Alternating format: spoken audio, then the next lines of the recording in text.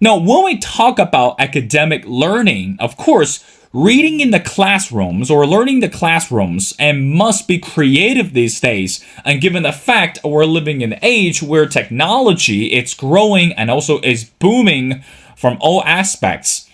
But however, some very concerned that because of the presence of artificial intelligence or ChatGPT, that some professors within the prestigious universities and colleges start to question the authenticity of the students' work.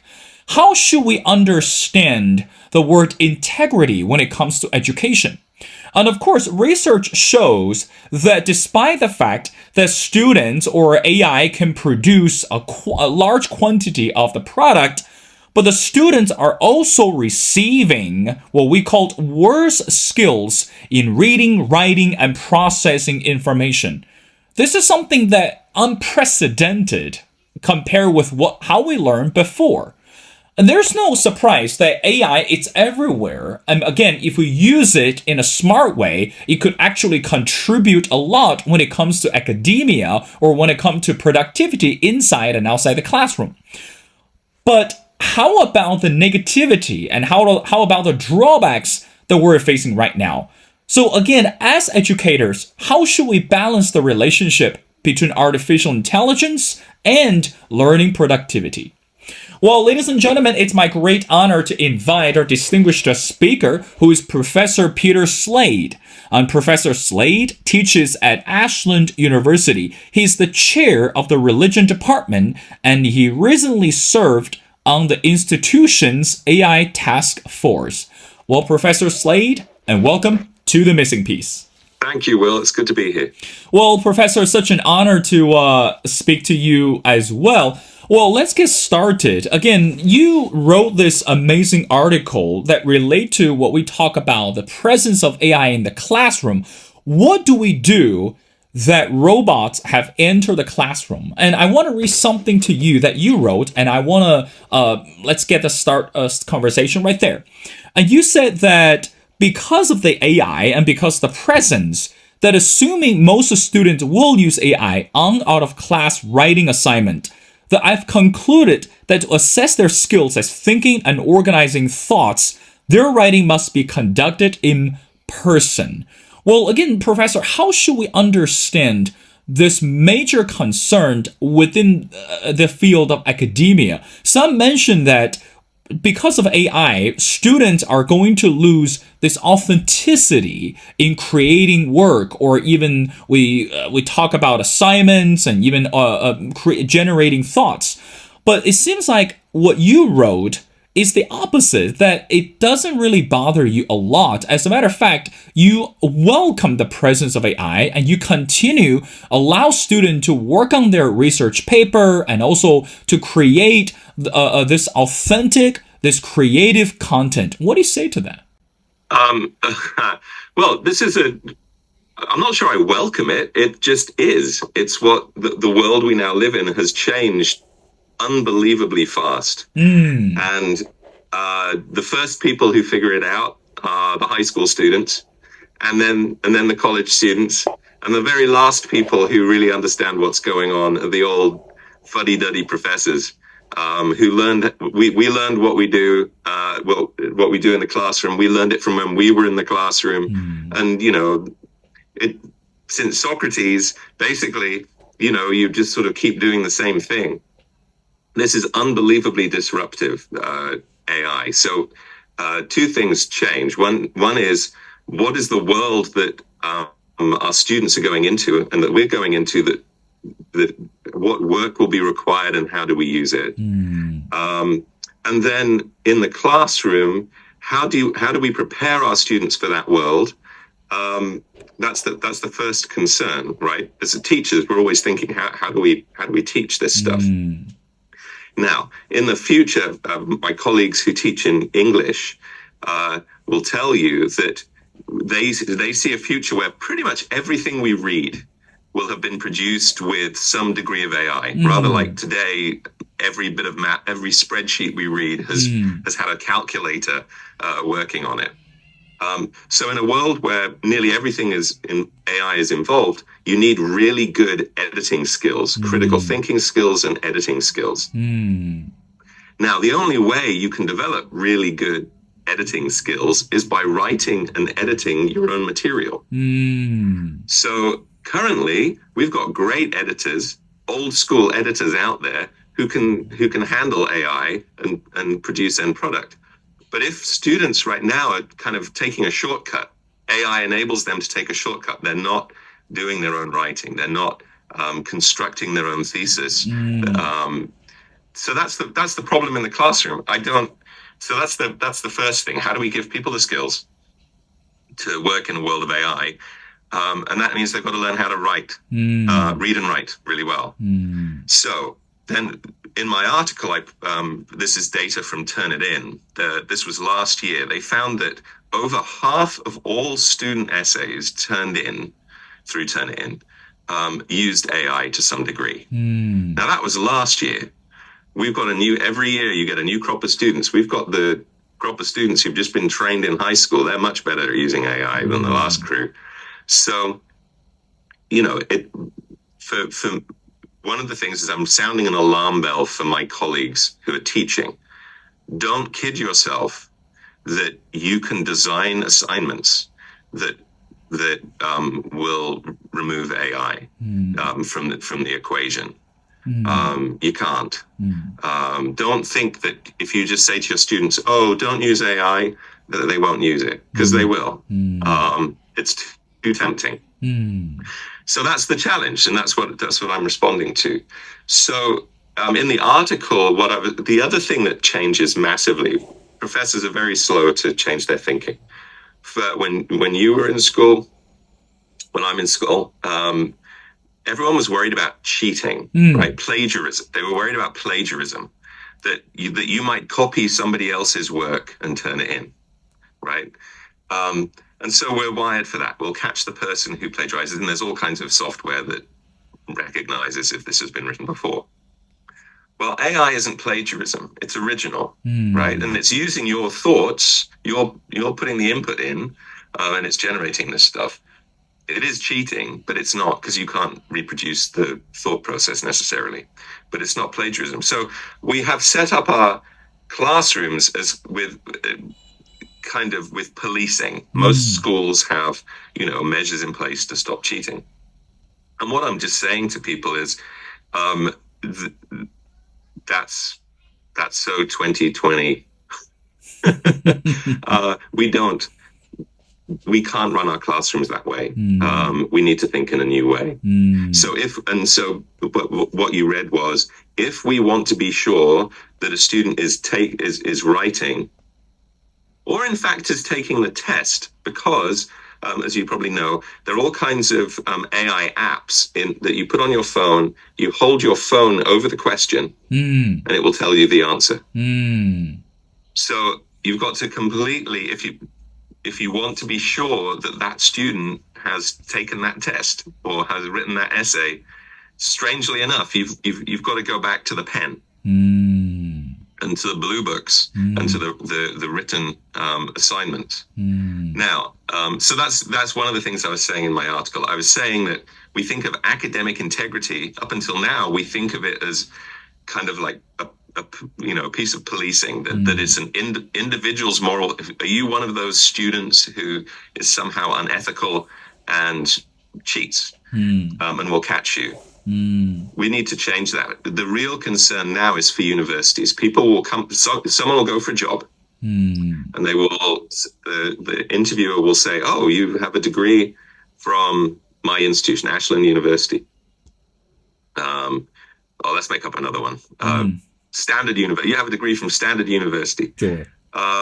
We know. You've got all A's in all of your courses. Did you do that work? Because we know they don't really check for AI. They don't have proctored exams. They don't have. So we can't trust that you actually earned these grades. And that will, in a couple of years' time, that will be this case, because students will know. So what I argue in the article is that academic integrity is much more like structural integrity of a bridge. Our universities, our institutions have to become very serious about protecting the value of their degrees. That you know that those grades actually mean whatever work you set the student, that they actually did the work. Now, some of that work might be using AI. That's cool. To do like in the sciences and in my field, I'm a historian. You can use AI to do phenomenal search work, right? Or in science to crunch huge amounts of data. Those are skills that you'll need in the workforce. But that you know that what your degree is really means that you got it. That's my concern. And then drilling down into the individual classroom for every professor, for every teacher, I have to be sure that the grade I give my student, in the US, everything's on grades. The grade I give my student when they complete the course actually reflects their skills and the work that they've done. And if it doesn't, then we're in trouble. And what I'm sort of saying in that article is I think right now, universities and colleges are very slow. At the moment, I believe they'll catch up. But at the moment, that structural integrity is really under threat. Professor, let's go back to the article that you wrote. And again, surprisingly, that you discovered last year that students who took AI shortcut on written assignments invariably did poorly on the exams, and their final grades sank without a trace. I mean, again, that's where we call the word expertise.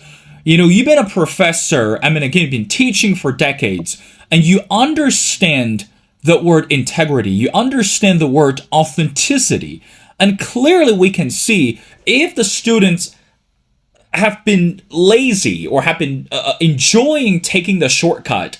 But again, when it comes to written assignments, when it comes to writing up papers, you clearly see the results of the laziness or results of this whole inappropriate behavior.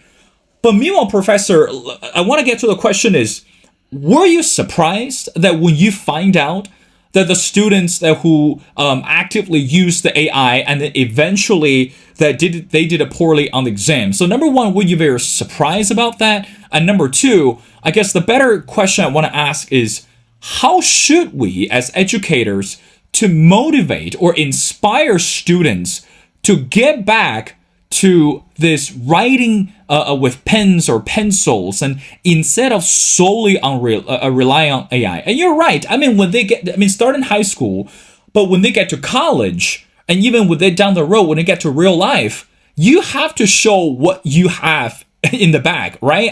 There's no way to beautify it. There's no way to sugarcoat it. So you really have to show the skills.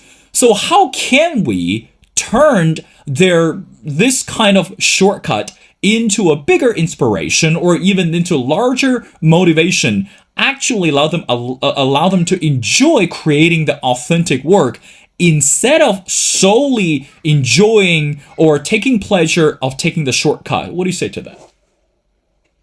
Okay, so we're dealing with human nature. So you started off by asking, was I surprised? So the attraction of ChatGPT in the humanities is that thing writes a long paper very quickly. Something that would take you hours and hours, you can do in 20 seconds. That is unbelievably tempting. So was I surprised that lots of people did that? No. No, because I find it, I don't use AI, I just hasten to add to my publishers, but the temptation is very real. Do you have in my classrooms? I'll have the top, I don't know what percent of students who are genuinely kind of really deeply engaged and love the subject. They will not do that. So how do we get students back? So one of the concerns for me is, so in sort of my advanced classes, my students do really extended pieces of research work and write longer research papers.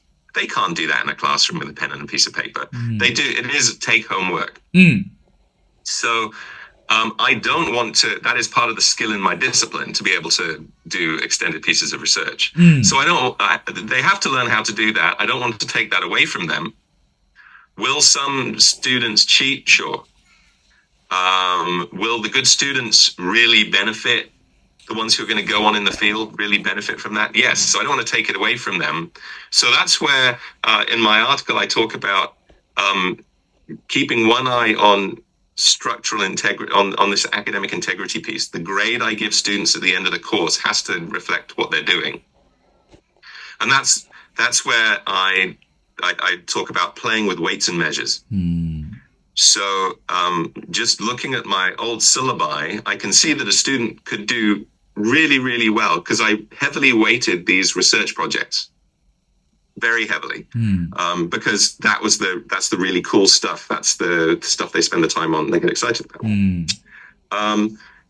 What I've done is I've just made those written assignments. I haven't changed the work for the class. I've just made those written assignments worth a lot less. Now, a good student like you, Will, I'm sure you work really hard. And to get an A in a class, you've got to do well in everything. That's right. Right? Right. So for a good student, it doesn't really matter if that research paper is worth 50% or 80%. That's right. They've still got to do really well on it. But a cheaty student, if you drop the value of the assignment that they can cheat on and raise the value of the assignments they can't cheat on, then the individual assignments, they may still get away with it, but their final grade, as you read my quote, will sink without trace. They won't. Well, so that for me is protecting the final grade of the course. Sure, some students are slipping work past me, but I'm protecting the integrity. But how do we get students to love this stuff? I mean, the good students you can spend a lot of time doing research and using AI, right? So if you're a motivated person to really get the most out of these tools, it will take you you will still be spending a lot of time using it. It's the folks who want to take the shortcut, who they're shortchanging themselves. They'll discover later in life that they've got to do some catching up. Yeah. I'm going around in circles now, but that's what I think. Well, that makes sense, Professor. Now, I got one more question before we talk about the next section of the conversation. What about the issue, or what about the topic on reading? I mean, again, I know that when I was a student in graduate school, and also, of course, started with undergraduate school, all of my professors emphasized so much, and again, they urged students to read or to become avid readers. But these days, as we mentioned before, because of the existence of AI, because the presence of AI, I mean, again, I don't have the data right in front of me, but I'm confident that fewer and fewer students are more and more interested in reading books. It's not just about any books. It's particularly hungry for history, hungry for literature. I mean, for anything just to understand and for this personal growth. So, Professor, from your perspective, again, I'm sure you signed reading assignments in your classroom as well. And also, of course, that cultivated the entire classroom spirit, the positivity, or what I called the human connections through reading.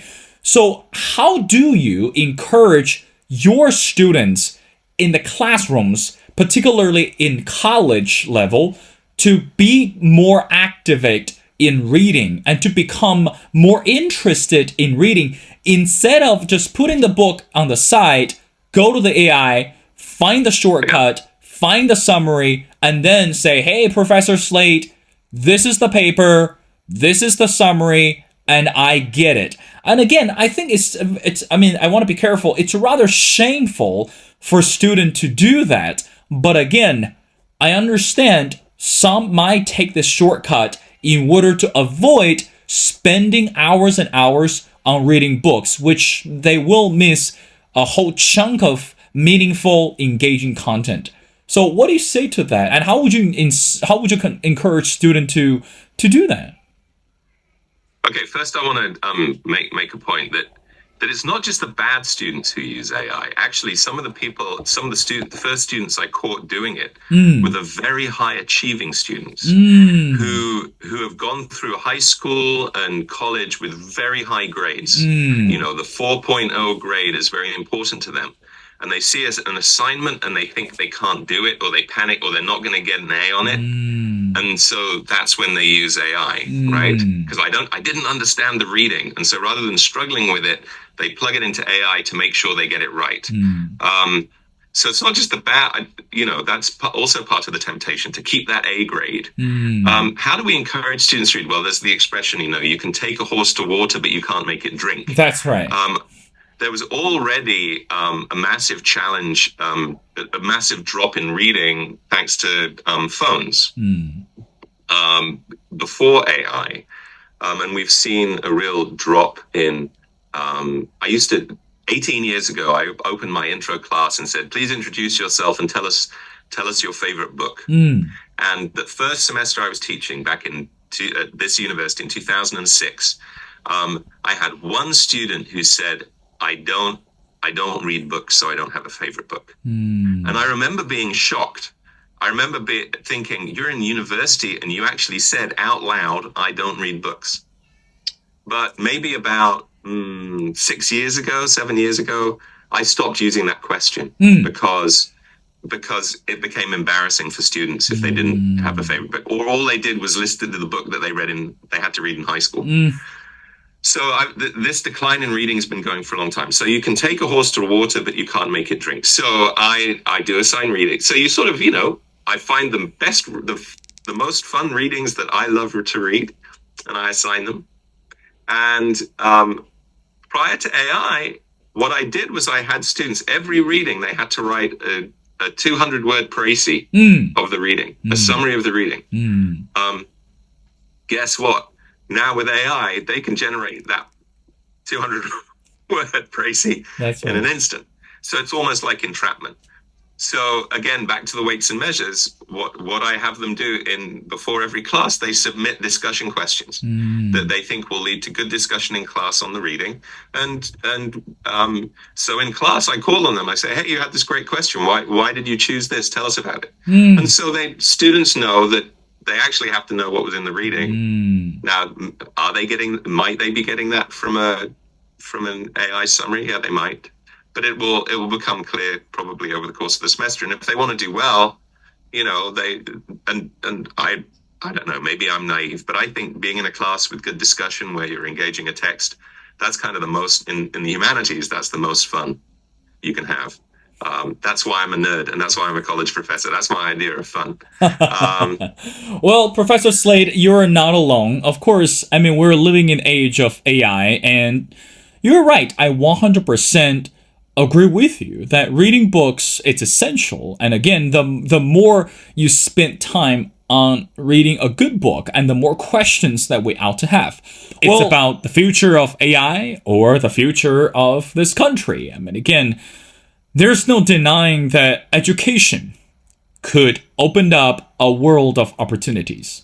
And also, regardless how AI is going to change, how politics are going to be polarized or be influenced, but again, being authentic and being honest and being truthful has never gone wrong. Well, ladies and gentlemen, it's such an honor to speak to Professor Peter Slade. Again, Professor Slade teaches at Ashland University.